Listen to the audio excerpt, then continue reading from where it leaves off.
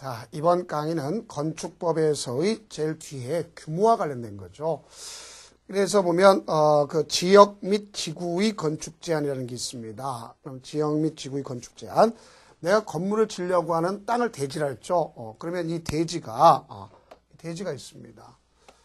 그 대지가 있는데 이게 한 필지죠. 1필지를 1대지라고 할 수도 있어요. 아니면 요게 둘 이상 필지도 뭐가 될 수 있어요? 1대지가 될 수 있는 겁니다. 그래서 이거는 상관하지 않습니다. 자, 그런데 내가 지금 건축하고자 하는 이 대지가 여러의 용도에 걸칠 수도 있단 말입니다. 그럼 이때 여러 용도에 걸쳤을 때는 건축물과 대지는 어딜 가질 거냐? 전부에 대해서 이 중에 과반이 넘는 용도 지역을 따라간다. 국토계획법은 331개짜리 지역은 과반이 넘는 걸 따라간다. 이런 얘기죠. 만약에 예를 들어서 주거지역이 이게 자체가 1000제곱미터였는데 예를 들어서 1000제곱미터였는데 주거지역이 600제곱미터고 예를 들어서 그 중에 상업이 예를 들어 상업 자체가 300 나머지 공업이 200이더라 100이더라 그러면 과반이 오면 600 자체가 이미 뭐랬어요? 주거지역이니까 1000제곱미터가 다 주거지역을 적용받는다 이런 소리입니다. 근데 뭐만 빼놓고 녹지적과 방화지구 제외하고 그렇게 돼 볼 수 있어요. 다만 이제 뭐냐? 건축물이 걸치는 경우가 있습니다. 건축물이 500제곱미터가 있는데 이 중에서 첫 번째는 자 이렇게 건축물에 지나가는데 관점에 대해서 뭐가 있냐 여기 100제곱미터고 이쪽은 400제곱미터가 되는데 400제곱미터 되는데 어떤 현상이 되느냐 여기는 미관지구더라. 그 이 미관지구가 100제곱미터야. 그럼 건물은 여기만 이쁘게 칠하면 되겠어요? 아니죠. 그럼 우리가 여성분들 화장한다 할 때 한쪽만 화장하면 야누수가 되는 거죠. 똑같은 거죠. 전부가 다 예뻐지죠. 그러니까 미관지구는 전체를 다 적용받는 것이고 그거는 대지까지도 미관지구가 적용받는 겁니다. 근데 문제는 바로 뭐냐? 이 건축물이 똑같은 건축물이 여기 500제곱미터가 있는데 여기에 100제곱미터가 방화지구야. 그러면 400은 방화지구 아닙니다. 그럼 불나다가 방화지구만 타고 나머지 안 탄다 소리 아니지. 전소가 되죠. 땅은 전소가 상관없지 않습니까? 땅은. 그러니까 이 방화지구는 대지는 상관없어요. 뭐만 건축물 오로지 건축물만 문제되는 거예요. 그러면 이렇게 되면 여기에 대해서 전부가 500제곱미터가 다 방화지구가 되면 건축비가 엄청 비싸죠. 그러니까 여기 보면 이 경계가 지나가는 이따가 방화벽을 구획하는 거예요. 그러면 이쪽만 방화지구, 나머지는 방화지구 적용받지 않습니다. 이건 뭐만 대지만. 그래서 뭐가 걸친 거예요? 건축물이 걸치는 겁니다. 그 다음 녹지 지역은 항상 녹지는 영원해 줘야 돼요. 그래서 여기 500제곱미터가 있는데 자, 이 중에 여기는 녹지 지역이고 요거는 상업 지역이다. 아니에요. 그 사람들이 앞서 했던 과반을 갖다 따라간다. 그러면 다 상업 지역에 녹지는 없어져 버리잖아요. 야금야금. 녹지를 끼면 각자 걸 적용받습니다. 각자 것. 녹지를 끼면 각자 것. 그 얘기가 바로 그 얘기입니다. 자, 다음에 이제 규모 규제를 봤는데 규모 규제는 건폐율, 용적률이란 말 있죠. 건폐율은 이미 국토계획법에 배운 것처럼 대지면적 중에 건축면적 비율, 용적률은 대지면적에 대한 건축물의 연면적 비율 이렇게 되죠. 그럼 이걸 아시려면 이제 뭐에 대한 사항이 나와야 될 것이냐 하는 것을 아셔야 되겠죠. 자, 그 중에 가장 중요한 내용이 된 것이 면적 산정을 꼭 아셔야 될 거 아닙니까? 무슨 산정? 면적 산정. 그래서 면적 산정은 뭐가 있느냐? 대지 면적이 있고 건축 면적이 있고 바닥 면적이 있겠고 그 다음에 이제 여러분들 뭘 갖다 보시면 연면적 이란 말이 있겠죠.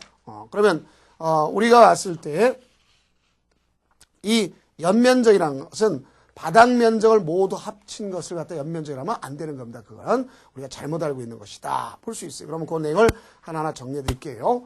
자, 이런 말 쓸 수 있어요. 면적에는 대지 면적이 있는 거죠. 대지 면적. 대지의 수평 투영 면적이죠. 그럼 이 대지 수평 투영 면적이라는 건 무슨 소리냐? 이렇게 비탈면에 땅이 있더라. 그럼 내가 집 짓는다면 면적 엄청 넓은 것처럼 보이지만 실질적으로는 요놈의 수평 투영 면적이란 말이에요. 그럼 수평 투영 면적이니까 바로 뭐만 대지면 이것만 대지 면적이 되는 거예요. 대지 면적. 자, 이것을 이야기하는 겁니다. 그다음에 이 대지 면적 안에 뭐가 있느냐? 자, 이 대지 면적 안에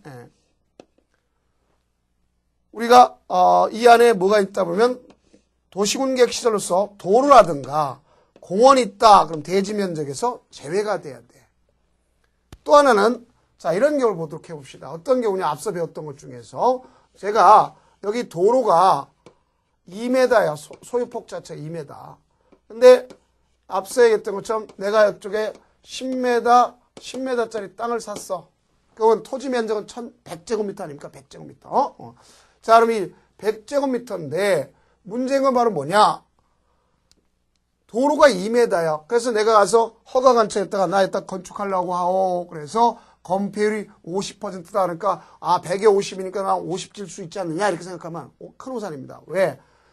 여기 2m잖아요. 4m 이상 뛰어다니까 도로 중심으로부터 각각 2분의 1m씩 띄우면 얘는 9m 곱하기 10이니까 90제곱미터가 될 거 아닙니까? 그럼 이런 건 대지면 들어가지 않는다고 했죠. 소유폭이 미달된 거, 가각전제한 거 들어가지 않는다는 것을 꼭 명심하면 되겠죠. 자, 그게 바로 여기에 해당한 거다. 볼 수 있습니다.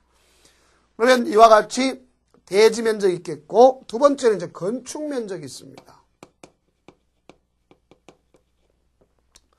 그럼 건축 면적이라는 것은 우리가 주어졌을 때 건축물은 외벽이나 아니면 외곽 기둥이 있을 거 아닙니까? 이것의 중심선의 수평 투영 면적이다. 이렇게 볼 수 있어요. 무슨 면에? 중심선의 수평 투영 면적. 이렇게 볼 수 있어요. 그래서 이와 같은 뭐를 갖다 기준점을 할 것이면 이런 중심선의 수평 투영 면적. 이렇게 볼 수 있어요. 중심선의 수평 투영 면적.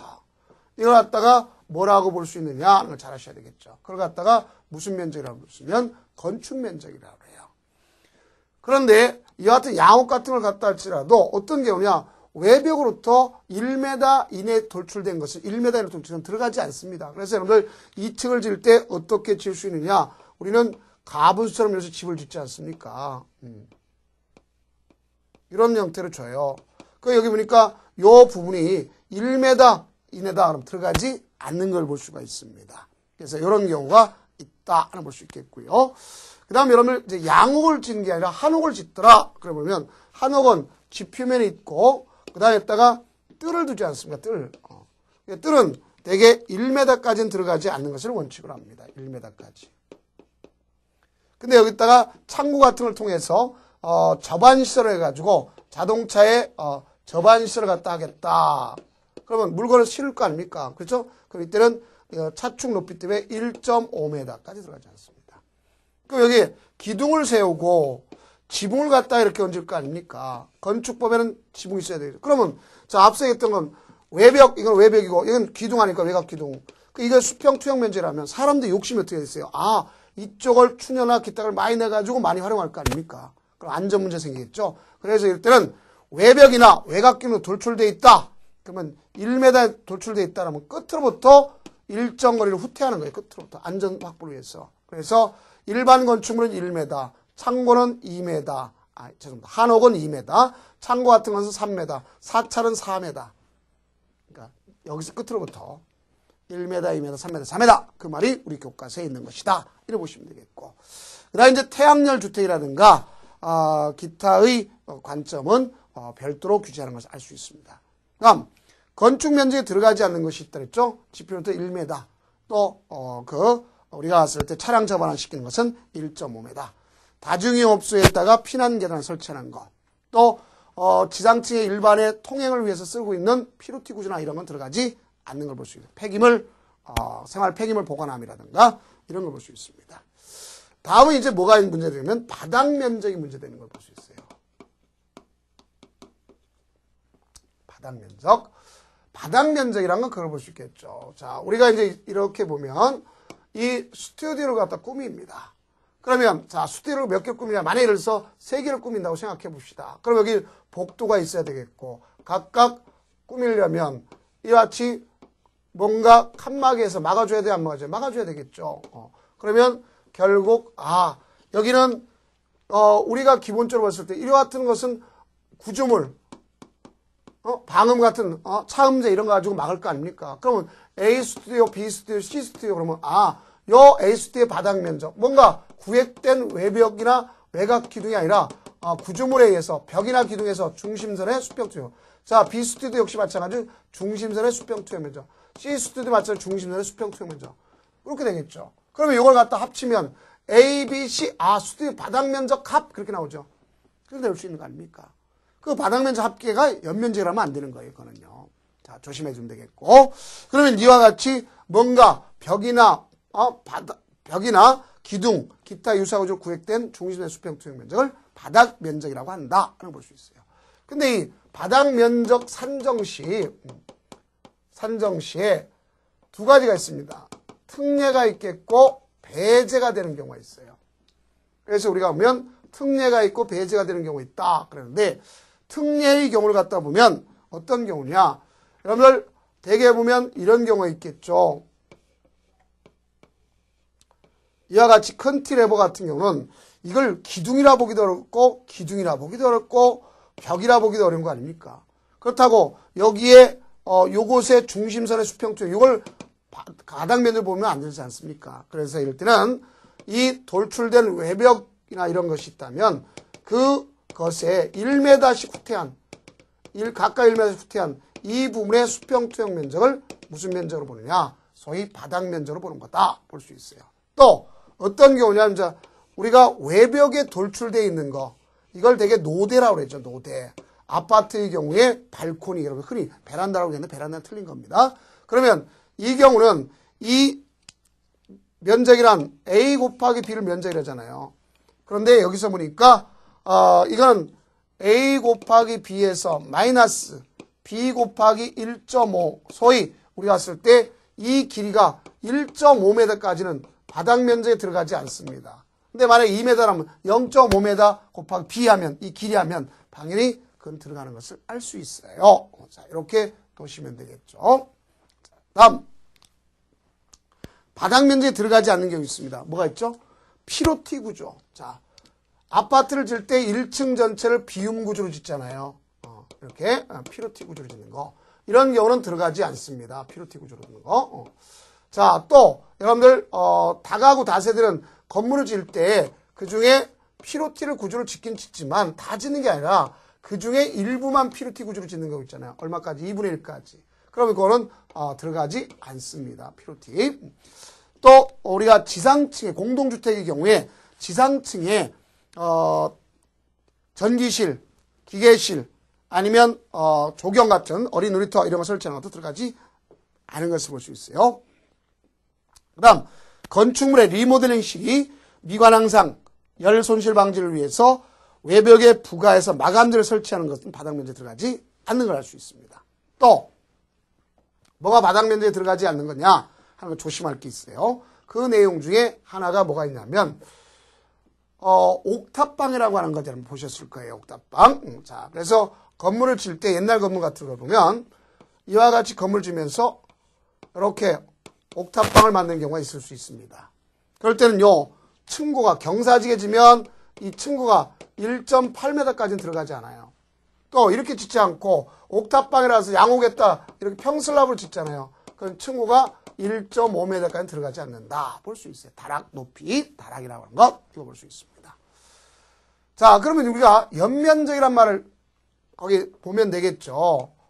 자, 연면적이라는 것은 앞서 나온 거나 마찬가지인데 바닥 면적, 즉 하나의 건물의 바닥 면적을 다 합친 거라 했죠. 하나의 바닥 면적 다 합친 거다 하는 걸 꼭 아시면 되겠습니다. 다음에 이제 건축물의 높이라는 것이 있습니다. 건축물의 높이. 자, 그럼 건축물의 높이를 갖다 보니까 우선 우리가 일반적으로 보게 되면 이 지표면부터 건축물의 상단부까지를 갖다 높이로 보면 되겠죠. 이걸 높이로 봐요. 그런데 지금 여기처럼 1층 전체를 갖다 피로티 구조로 한다, 비움 구조로 한다 그러면 얘는 여기에서 보니까 들어가지 않습니다. 1층 피로티라는 경우는 거기에 들어가지 않는다. 높이 제한할 때 피로티는 층고 제외하고 높이로 한다. 이렇게 볼 수 있습니다. 그러니까 1층 전체가 높이에 들어가지 않는다는 것도 잘 좀 여러분들이 이해하시면 되겠고요. 다음 이제 뭐가 있느냐? 소위 가로구역에 대한 높이라는 게 있습니다. 자, 뭐에 대한 거? 가로구역에 대한 높이. 자, 가로구역 높이라는 말은 또 뒤에서 언급해서 볼 수 있지만 이거는 이제 공동주택에 관한 사항에서 다시 또 할 겁니다. 그거는요. 그다음에 처마 높이, 반자 높이, 층고, 층수가 있어요. 자, 뭐를 연상하시면 이런 걸 연상하시면 돼요, 여러분들.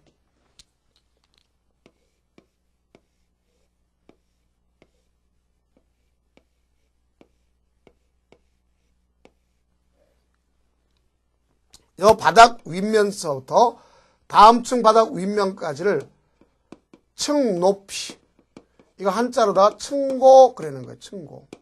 층 높이요 층고라고 하는 겁니다. 그래서 이걸 갖다가 우리가 이야기하는 겁니다. 층 높이 층고.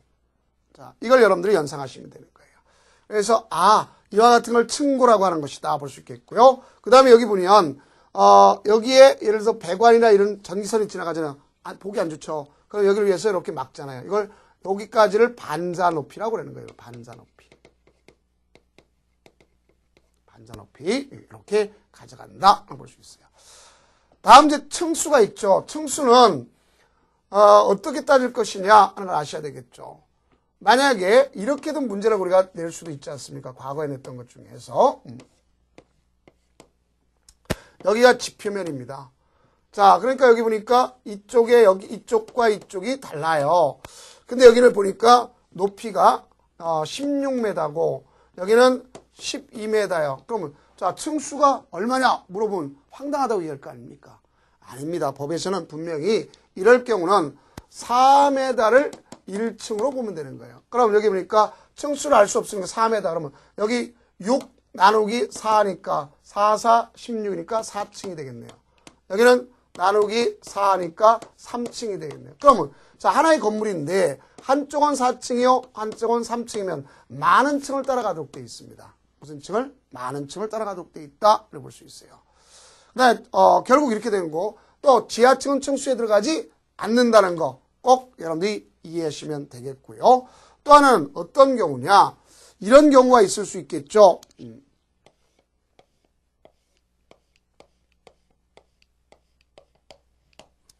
자, 그럼 여기 지표면이단 말이에요. 여기 피로티로 구조하면 층수에서 제외시킨다 그랬어요. 지하층도 역시 제외시킨다 그랬어요. 그러면 1, 2, 3, 4. 4층인지 5층인지 이게 문제될 거 아닙니까? 그러면 여기 옥상에 이게 하나만 있는 게 여러 개 있을 수도 있어요, 없어요? 있죠. 그러면 얘네들의 바닥 면적을 합치는 거예요. 바닥 면적 합계랑 여기 있는 이 건축 면적, 이걸 갖다 수평투영해요. 그래서 8분의 1 이하다 그러면 층수에 들어가지 않습니다. 얼마냐면 8분의 1 이하면 층수에 들어가지 않는다 하는 것을 잘 이해하시면 되겠습니다. 자, 그래서 우리가 왔을 때 이런 내용도 잘 좀 주의해 둘 필요가 있다 하는 걸 볼 수 있겠죠. 우리 그 교재도 마찬가지로 층수 산입하지 않는 경우가 있겠고, 구분이 불명확하면 몇 메다마다 4m마다 1층을 한다. 나의 층수가 다르더라 그러면 많은 층을 따라간다 이렇게 볼 수 있습니다. 다음은 이제 규제 중에서 대지 분할 제한, 그런 말이 있습니다. 자, 무슨 분할 제한? 대지 분할 제한. 이와 같은 대지 분할 제한을 갖다 가져간 이유가 무엇 때문인지 여러분들 아셔야 됩니다.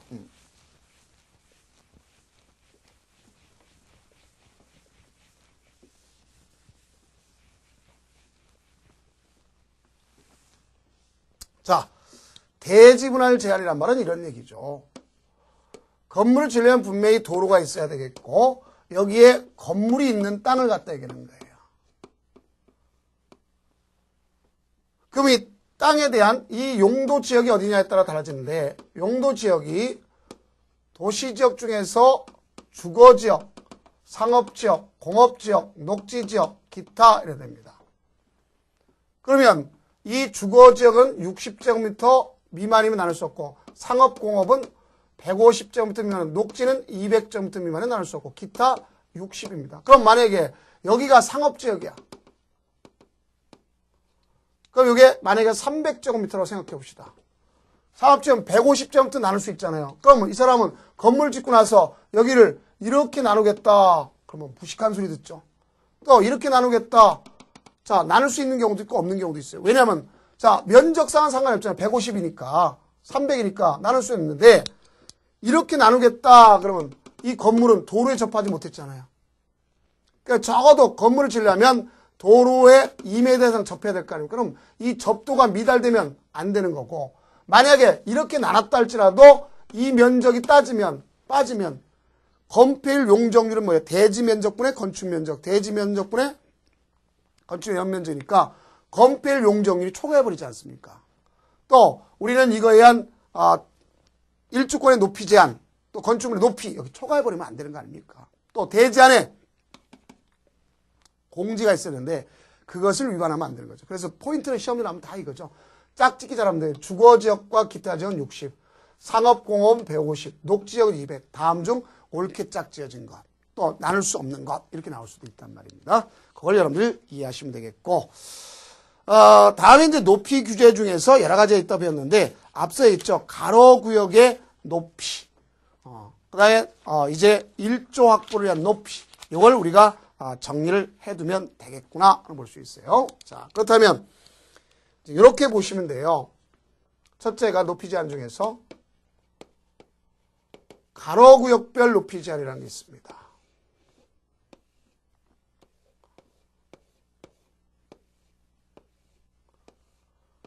이게 택지를 조성하면 도로에 의해서 계획된 이런 부분들이 가로구역입니다. 이런 부분 가로구역. 그래서 같은 가로구역 내에서도 최고 높이를 정했다 할지라도 이게 조례로서 다르게 정할 수 있어요. 왜냐하면 여기가 공지를 접했느냐 아니면 도시계획이 뭐 있느냐에 따라 달라질 수가 있어요. 그래서 여러분들 보면 이런 형태가 주어질 때 어떤 걸 보냐, 소위 각각에 따라 계획에 따라 달라진 거. 강남대로, 또 여러분들 여의도, 동래에서 한쪽은 여의도 광장 있지 않습니까? 그죠? 우측에 엄청 건물이 높이 올라가는 거 볼 수 있잖아요. 그 주변에는. 그런 것도 마찬가지죠. 그럼 최고 높이를 정한 경우가 있겠고, 또 정했다 할지라도 같은 대지 안에서도 다를 수가 있다. 계획에 따라서. 근데 문제는 최고 높이를 정하지 않은 경우가 문제인데, 이건 전국이 일률적으로 똑같다는 걸 볼 수 있어요. 그러니까 대한민국 어디 가든 똑같이 규제받고 있구나 하는 걸 알 수 있습니다. 그럼 그런 경우가 어떤 경우가 있는가? 그걸 봤을 때 만약에 여기에 높이 규제가 되지 않았다. 그러면 이거는 어떻게 이쪽으로 한번 옮겨오면 이런 얘기가 되는 거예요. 저걸 갖다가 옮겨오면. 자, 여기 만약에 C대지가 여기인데 요 도로가 4m고 이 대지 길이가 6m다 생각해 봅시다. 근데 최고 높이가 정해졌다면 정해진 만큼 올라가면 되지만 지금 최고 높이가 정해지지 않았다는 소리 아닙니까? 이럴 때는 여기가 건축선이잖아요. 그죠? 여기도 여기가 건축선이죠. 그럼 각 부분의 것은 그 부분부터 도로의 반대쪽 경계선 여기까지 직선 수평거리에 이 거리. 자, 얘는 여기 보였을 때 그럼 이쪽에 A는 X 곱하기 1.5를 초과할 수 없는 거예요.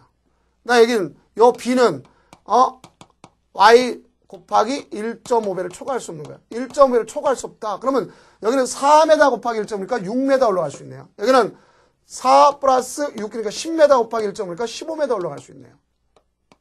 그러니까 건물인 4선의 높이 제한을 받는다는 소리인가 이게. 그러니까 이때 여기 짓는 건물은 어떤 형태가 되느냐. 이런 건물의 형태를 보셨을 거예요 아마. 그래서 지붕이 이렇게 잘린 걸 볼 수 있을 거예요. 그러니까 이게 왜냐면 4선의 높이 제한을 받는구나 볼 수 있어요. 그래서 그것이 바로 거기에 해당하는구나 알 수 있겠고요. 자, 그럼 최고 높이가 정해지지 않은 건 이렇게 가져간다는 거 꼭 아시면 되겠고, 그 다음에 이제 뭐가 있냐, 일조 확보를 위한 높이 제한. 그 얘기는 전용 주거지역과 일반 주거지역 안의 모든 건축물은 자 어떻게 될 거냐, 이쪽이 A 대지고 여기가 B 대지야. 자, 여기가 인접대지 경계선입니다. 그 여기가 정남쪽이라는 전제조건 하에서 한번 생각해 봅시다. 어느 쪽? 정남쪽이라는 전제조건 하에서 한번 생각해 보자 그랬습니다. 자, 그럼 여기는 건물의 높이에 따라서, 이 높이에 따라서 여기에 일조량이 문제될 거 아닙니까? 그러면 이 건물의 높이를 얼마를 하느냐에 따라서 결국 이게 좌우가 되는 거예요, 이 자체가. 그래서 이 건물의 높이를 얼마나 9m를 기준점으로 합니다. 그래서 9m 미만이면 1.5m를 띄우면 돼요. 여기 1.5m 여기가. 근데 9m 이상이면 높이의 절반, 그러니까 2분의 1 h 이상 띄우도록 이렇게 돼 있단 말입니다. 그럼 여기 보면 이 건물을 짓다면 이쪽이 공지가 되고 여기도 건물을 치면 뒤에가 공지가 되잖아요. 이것이 실질적으로 오늘날 거의 활용도가 없어. 북쪽에다가 뭘 활용합니까? 그래서 새롭게 택지를 조성하고 새롭게 도시개발 사업을 해서 새롭게 택지개발과 더불어서 도시개발 사업을 했다. 그럼 그렇게 되면 뭘 가져올 거냐? 바로 너도 정남 쪽으로 띄우고 나도 정남 쪽으로 띄우면 알겠죠? 서로 간에 무슨 쪽을 남쪽을 활용할 수 있는 거 아닙니까? 그래서 택지를 개발하든 대주정 사업을 하든 광역 개발하든 산업단지, 농군단을 조성하더라도 정남 쪽으로 다 띄우면 된다. 똑같이 얼마? 1.5 높이의 절반 이상 띄우도록 됐다. 이렇게 볼 수 있습니다. 다음은 이제 뭐에 대한 3번에 보면 이제 공동주택이라는 말이 있겠죠. 무슨 주택? 공동주택 볼 수 있습니다. 자, 이 공동주택은요. 이걸 생각하시면 됩니다. 기숙사는 필요가 없어요. 또 용도지역 중에서 중심상업과 일반 상업지역에서는 필요가 없습니다. 그럼 여기는 만약에 예를 들어서 이 대지가 있는데 A대지, B대지, C대지에 있다는데 여기가 정남쪽이야. 여기에다가 아파트를 짓는다고 생각합니다. 공동주택을. 그러면 이와 같이 채광창을 정남쪽으로 보겠다. 이렇게 지을 수가 있어요? 없어요? 있죠.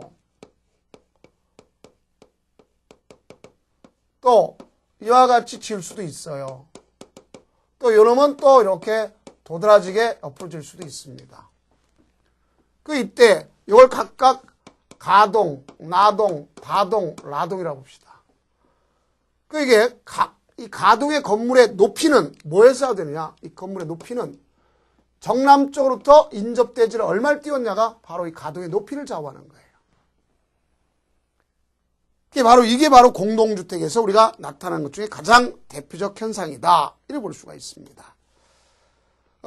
기본적으로 인접대지 경우에서도 얼마를 띄우는 건 치면 2배 띄우는 게 원칙이야. 단, 근린상업지역과 준주거지역은 4배. 그럼 요게 이렇게 띄웠다 그러면 이 높이는 2D, 다만 4D도 될 수 있다. 이거는 근린상업지역, 준주거지역에서 할 수가 있다.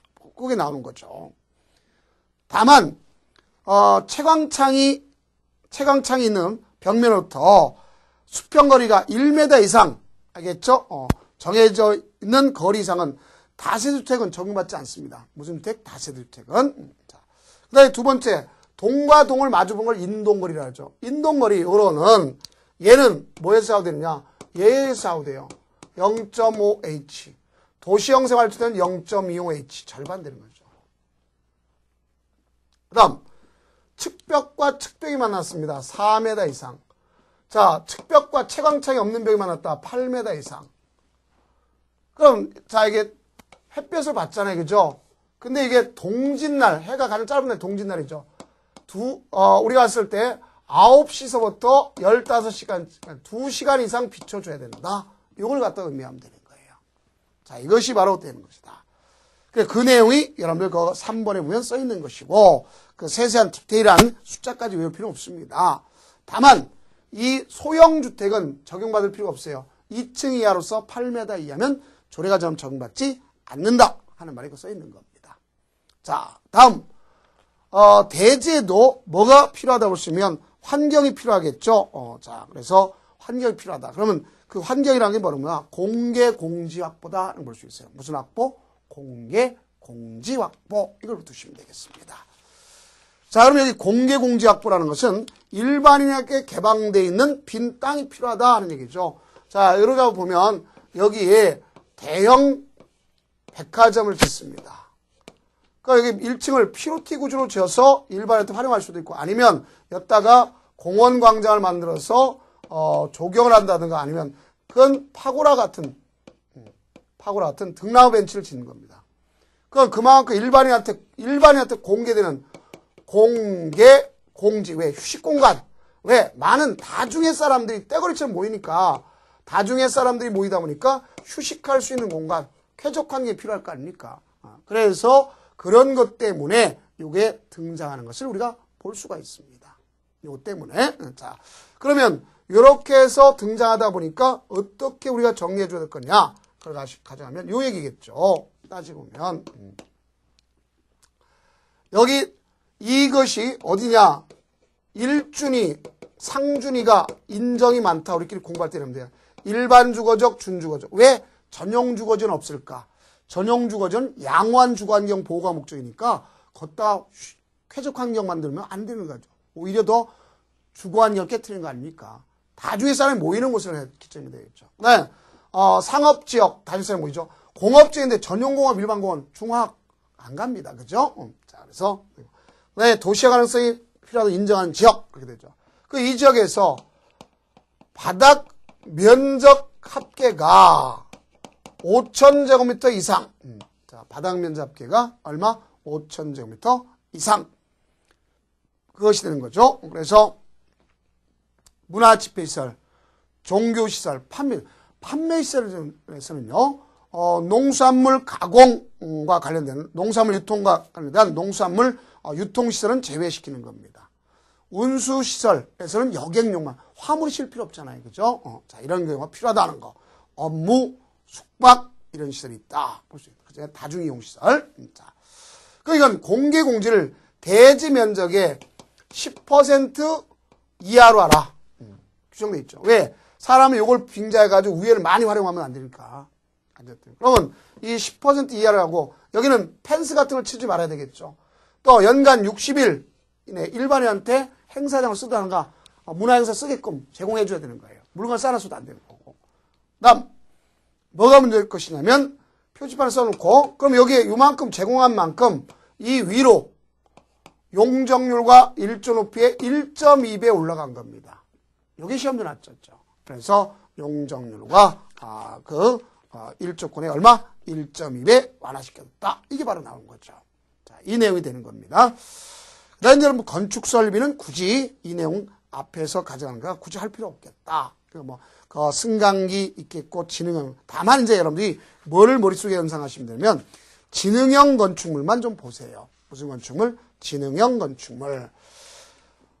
우리가 인텔리전트 빌딩이라 해가지고 국토교통부 장관이 지능형 건축물 활성화시키는데요. 자, 지능형 건축물을 인증하는 가서 국토장관이 지정할 수 있겠고, 인증 신청하면 결국 인증해 줍니다. 그럼 뭘 완화시키냐? 조경을 100분의 85 그만큼 줄일 수 있게끔 해주는 거예요. 그다음 우리가 그 용적률 높이에 대한 100분의 115 오히려 완화시켜 줄 수 있다. 이런 얘기가 되는 겁니다.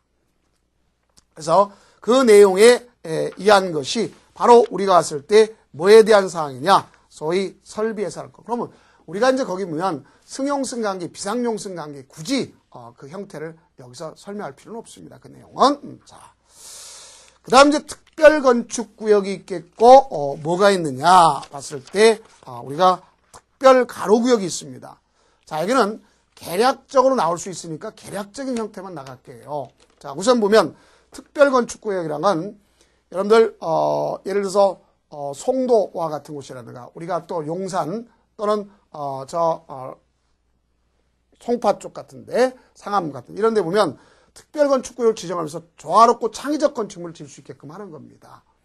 그럼 기술집약적이겠죠. 그럼 법 적용을 완화 또는 배제시켜주는 겁니다. 그럼 이런 누가 지정할 수 있냐? 이번에 꼭 아실 것. 국토장관이 할 수 있고 시도사가 할 수 있다는 거 꼭 정리하세요. 그래서 국토장관이 지정할 수 있는 것은 국가가 국제행사에 개최된 도시 또는 그 지역 사업구역에서 하는 것이 있겠고요. 각 국가 정책사업을 하는 것이 있겠고, 그 다음 시도사가 하는 것은 지방자치의 국제행사, 그래서 보면 각 지방마다 무슨 엑스포 할 수 있고, 국가가 직접 하는 경우도 이런 G7 같은 거 이런 걸 할 수도 있지 않습니까? 그래서 짓는 건물을 볼 수 있죠. 자, 그래서 보면 에이펙 같은 것도 역시 마찬가지고, 자, 그래서 그런 걸 볼 수 있지 않습니까?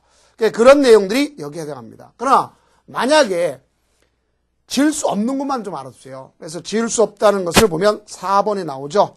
지정할 수 없는 지역 그래놨습니다. 그러면 이 지정할 수 없는 지역은 어디에 해당하는 거냐? 그래 봤을 때 개발 제한 구역. 개발 제한 구역. 나아가서 도시 자연 공원 구역. 무슨 구역? 도시 자연 공원 구역. 자, 그럼 도시와 더불어서 자연 공원 구역 되겠죠. 네, 접도 구역. 보전 산지. 군사시설. 그러니까 개발 제한 구역은 개발할 수 없죠. 또 공원구역도 가장 자연공원이면 개발할 수 없습니다. 접도구역. 원래 도로 안전 그런 것들 할 수 없는 것이고 나아가서 보전 산지 역시 마찬가지로 군사시설 이렇게 됩니다. 다음에 이제 이렇게 특별구역 지정 절차는 가서 신청을 한다든가 직권을 할 수 있는데 그러면 의견을 들어봅니다. 그 다음에 심의를 거쳐요. 자, 뭘 거친다? 심의. 건축위원회 심의를 거쳐요. 중앙은 중앙, 지방, 지방 건축 심의를 거쳐서 가서 고시하고 송부해 줍니다. 그 다음 5년간 이걸 착공하지 않는다. 그러면 5년간 이거에 대해서 착공할 수 없다. 그러면 해제하는 것을 볼 수 있겠고요. 자, 가장 중요한 것은 이제 6번에 보면 특별건축구역 내 건축물의 심의인데 그 적용이 안 되는 것이 있어요. 그 기억해 보면 대지의 조성 관련된 또 건폐율, 대지 안의 공지, 높이 또 일조 높이 기준 있잖아요. 그러나 여기서 그거 보면 대지의 그 조경입니다. 자, 조성이 아니라 조경이라고 좀 고쳐주세요. 대지의 조경. 그럼 여기서 중요한 것은 용적률은 적용받고 있구나 하는 것을 아시면 돼요. 뭐는 적용받는다? 그 옆에다 쓰세요. 용적률은 적용받고 있다. 그 다음 이제 중요하게 여겨야 될 것은 요번에 생긴 특별가로구역. 특별가로구역은 앞서 했던 가로구역 있잖아요. 이거 가로구역.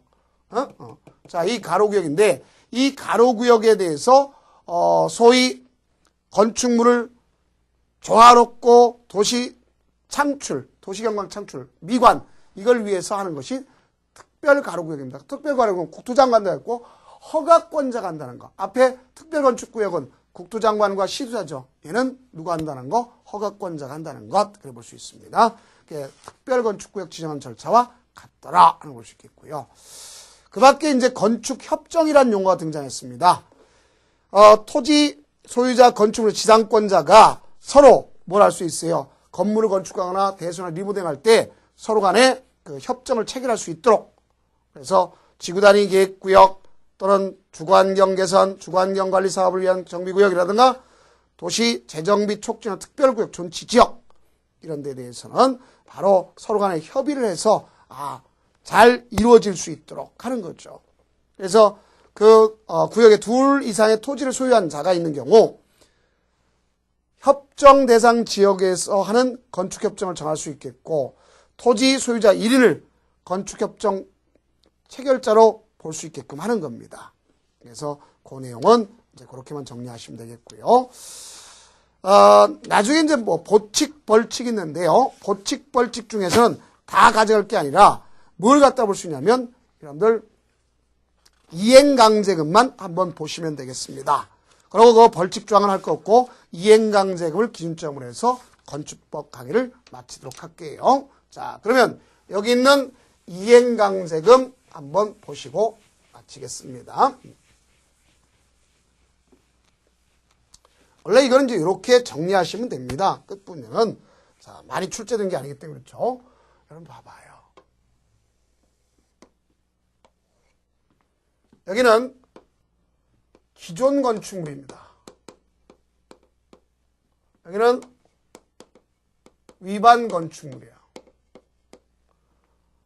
기존 건축물이라는 것은 공익사라는 걸 미관 등을 이유로 해서 할 수 있겠고 국방상 이거는 저 군사 작전과 관련돼서 작전 구역과 관련해서 할 수 있겠죠. 그래서 유예하게 될 수 있어요. 기존 건축물이지만 유예하다. 그럼 이걸 갖다가 시정명령을 내릴 수 있어요. 무슨 명령을 내린다? 시정명령. 이걸 내릴 수 있어요. 그럼 시정명령에 따르지 않으면 대집행을 합니다. 이때는 특례를 인정할 수 없어요. 그러고 시가로 다 보상해줘요. 정당한 보상이 시가 보상을 해주는 것을 원칙으로 합니다. 근데 문제는 이쪽에 있죠. 위반 건축물은 법령을 위반한 겁니다. 그래서 이 법령을 위반했기 때문에 가서 시정명령을 내려요. 내림과 동시에 의무이행 확보 수단을 갖다 이야기합니다. 자, 뭐라고 해요? 의무이행 확보 수단. 의무를 이행하세요 하고 확보 수단을 갖다 합니다. 그럼 여기에 보니까 각종 허가를 제한할 수도 있겠고 표지 설치, 즉 공표할 수 있고 그 중에 가장 대표적인 것이 뭐냐? 이행 강제금입니다. 자, 이걸 이제 차후 설명하고 시정명령을 따르지 않더라. 그럼 대집행합니다. 여기는 특례가 인정돼요. 왜? 행정 대집행 절차가 일부 생략될 수도 있어요. 사후 영장이 될 수도 있어요. 자, 그러고 나서 여기는 제재가 떨어집니다. 제재가. 그럼 여기 보니까 이행강제금 이걸 가져가야 되겠죠. 이행강제금은 우리가 국토기획법에서 배웠어요.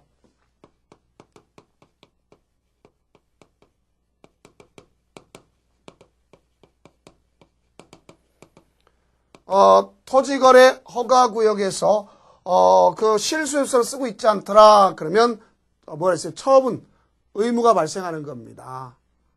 알겠죠? 실수를 쓰고 있지 않으면 가서 그럼 뭐라 하느냐? 가서 우리가 일반적으로 그 사람은 실수를 쓰라고 할 수 있게끔 쓸 때까지 기타 할 때까지 토지가액의 10% 범위에서 가져갈 수 있어요. 그다음 이제 건축법에 있겠고 지금 배우는 거고 농지법에서 있습니다. 세 군데에서 나타나요. 자, 농지법 배울 것이고. 그럼 이때 여기 보면 건축법인데 이거는 건축 허가나 건축 신고, 건폐율이나 용적률 요걸 갖다 위반했어요. 위반했으면 1제곱미터당 과세 시가 표준액 곱하기 위반 면적. 자, 이거 외의 것은 1제곱미터당 과세시가 표준액을 기점합니다. 여기는 이 과세시가 표준액의 50% 범위지만 여기는 10% 범위네. 곱하기 위반 면적을 해서 1년에 2회 범위 내에서 부과시키는 거예요. 2회 시기 안에 2회 범위 내. 그런데 주거 전용 면적 85제곱미터 이하다. 85제곱미터 국민주택 규모 이하다. 그러면 2분의 1까지 감해 줄 수 있어요. 그럼 이거는 5회를 초과할 수 없죠. 총 5회를 초과할 수 없도록 조례가 정하는 바에 따라서 부과시키는 겁니다. 자, 이게 여러분들 이행강제금의 실체다 이렇게 하시면 돼요. 그러면 지금까지가 여러분들 이제 제8장에 있는 보칙, 벌칙 굳이 외울 필요 없기 때문에 이행강제금까지 해서 마쳤습니다. 그럼 이제 다음 강좌는 주택법 나가도록 하겠습니다. 고생 많으셨습니다.